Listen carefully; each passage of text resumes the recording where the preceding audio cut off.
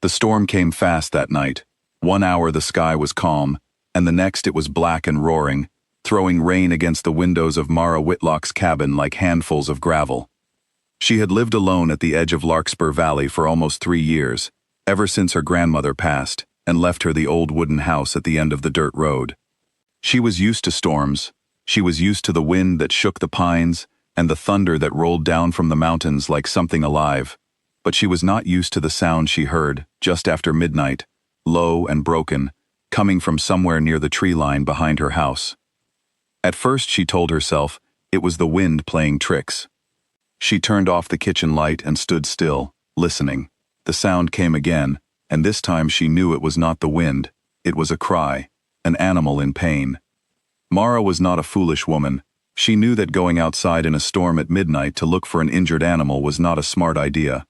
But she also knew that she could not sit inside her warm house and listen to something suffer in the dark. She grabbed a flashlight, pulled on her father's old raincoat, and stepped out into the storm before she could talk herself out of it. The mud pulled at her boots as she walked toward the trees. Rain ran down her collar and into her eyes. The flashlight beam shook in her hand, cutting through the darkness in short, nervous slices. She called out, though she felt foolish doing it, asking if anyone was there, if anything was there. The whining sound answered her, closer now, coming from behind a fallen oak tree at the edge of the woods. When her light finally found him, Mara's breath caught in her throat. It was a wolf, but he was not like any wolf she had ever seen in a book or a documentary. He was enormous, his body nearly as long as a grown man is tall, his fur black and soaked with rain and blood.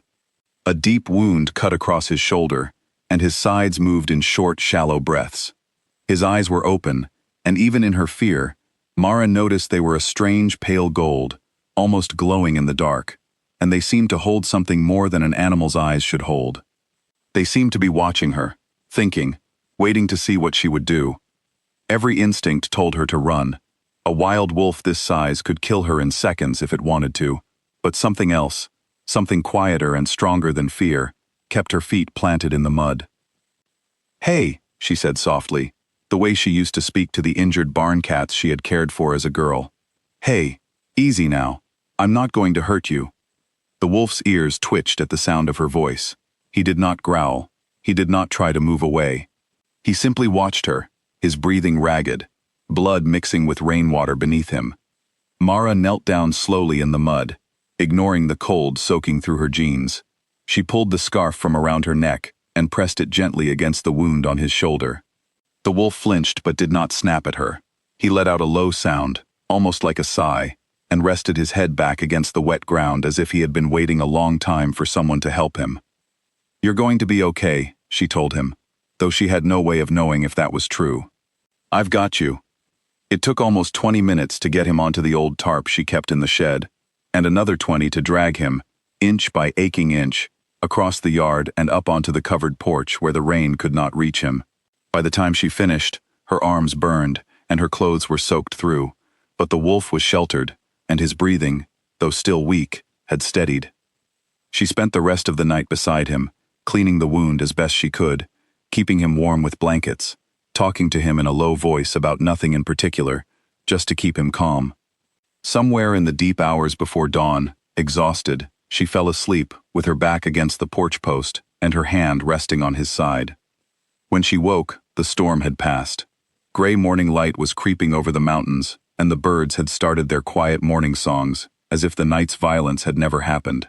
Mara blinked the sleep from her eyes and looked down beside her.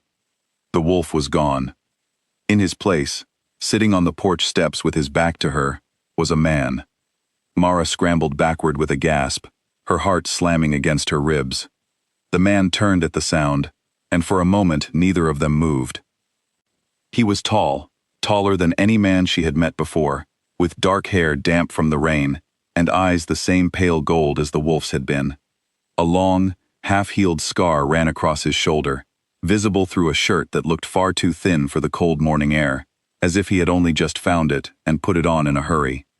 He looked at her the way a man looks at something he had given up hope of ever seeing again, disbelief and relief mixing together on his face, until it seemed he might come apart from the weight of it. "Arya," he said. The name landed inside Mara, like a stone dropped into still water, sending small ripples through corners of her mind she had not known were empty. She did not understand why, but hearing it made her chest ache in a way she could not explain. "My name is Mara," she said carefully, taking a step back toward the door. "It is now," he agreed, and there was no mockery in his voice, only a strange and gentle sadness. But it was not always. She wanted to run inside and lock the door. She wanted to tell him he was confused, that he had lost blood and was not thinking clearly, that these things belonged in stories and nowhere else. But something in his voice, steady and warm, made her stay rooted to the spot. "You should be resting," she said instead, because it was easier than asking the questions crowding her throat. "You were hurt badly last night." "I heal fast," he said simply, "faster than most. It is one of the gifts, and the curses, of what I am." "And what are you?" He studied her for a long moment before answering, as if deciding how much truth she could hold at once. "My name is Rurik," he said. "I am the Alpha of the Blackthorn Pack.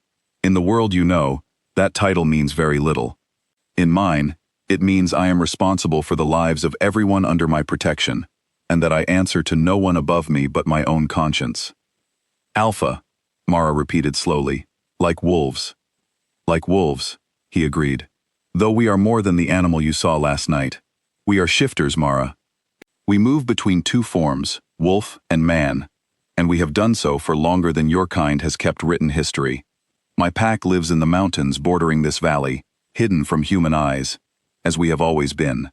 Mara laughed, a short, disbelieving sound, though there was no real humor in it. "That's not possible." "I understand why you would think so," Rurik said gently. "But you spent the night with your hands on my wound, and I am standing in front of you now, healed enough to walk. Some part of you already knows there is truth in what I am telling you, even if your mind wants to reject it." She wanted to argue, but the words would not come. He was right. Somewhere beneath her fear and her disbelief, something in her simply believed him, the way you believe you know a song halfway through the first note, even if you cannot remember its name.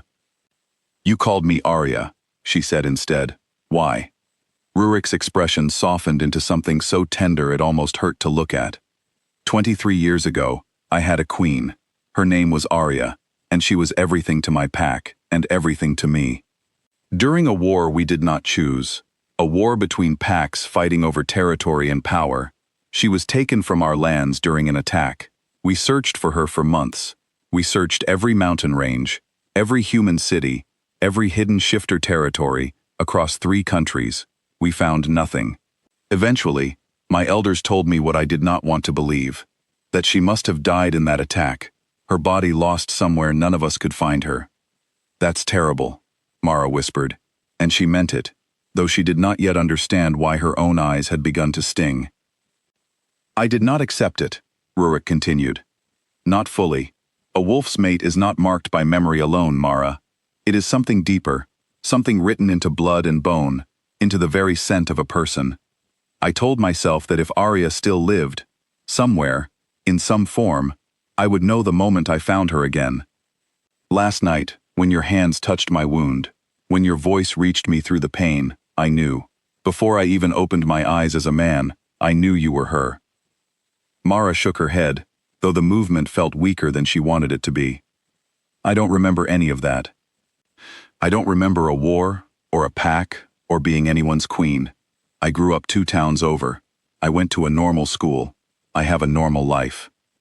"I am not asking you to remember," Rurik said, "only to allow the possibility. Sometimes, when a soul is badly hurt, it protects itself by forgetting. Perhaps that is what happened to you. Perhaps somewhere in the last 23 years, a lost and frightened part of Arya found her way into a new life, a human life, without ever knowing what she once was. It should have sounded impossible. It should have sounded like the ramblings of an injured man still confused from blood loss and shock. But as Mara stood there in the pale morning light, looking into those strange gold eyes, she felt something stir behind her ribs, something old and quiet that had been sleeping for a very long time. A memory that was not quite a memory, a feeling of coming home to a place she had never been. "Even if what you're saying is true," she said slowly, "I'm not her. Not anymore. I don't know your world. I don't know your pack, or your rules, or anything about being a queen. Then let me show you, Rurik said, taking a careful step closer, watching her face for any sign that she wanted him to stop. When she did not step away, he continued, I am not asking you to become someone you are not.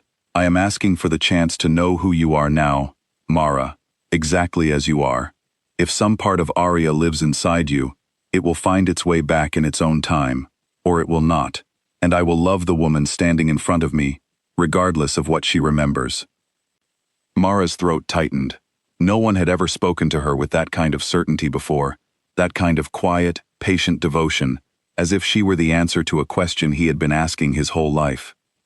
I don't even know you, she said softly. Then let that be where we begin, Rurik answered.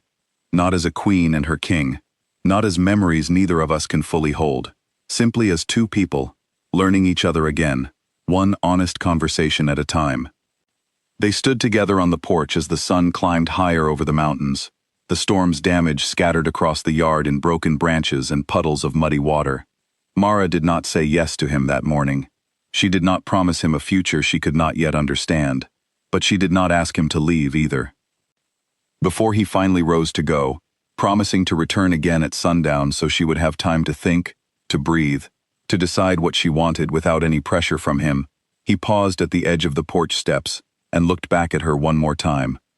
Thank you, he said, for kneeling in the mud for a stranger, when every instinct told you to run. Mara watched him walk toward the tree line, his steps steady and strong despite the wound she had bandaged only hours before. Just before he reached the trees, his body shifted, smooth and silent, back into the great black wolf she had found broken and dying in the storm. But this time, he did not limp. This time he walked tall, his head high, as if some long, exhausting search had finally, impossibly, come to an end. Mara stood alone on her porch for a long while, after he disappeared into the woods, her heart full of questions she could not yet answer. But beneath the fear and the disbelief, there was something else now, something warm and unfamiliar, a small flicker of feeling that told her, whatever happened next, her life would never again be as simple, or as lonely, as it had been before the storm.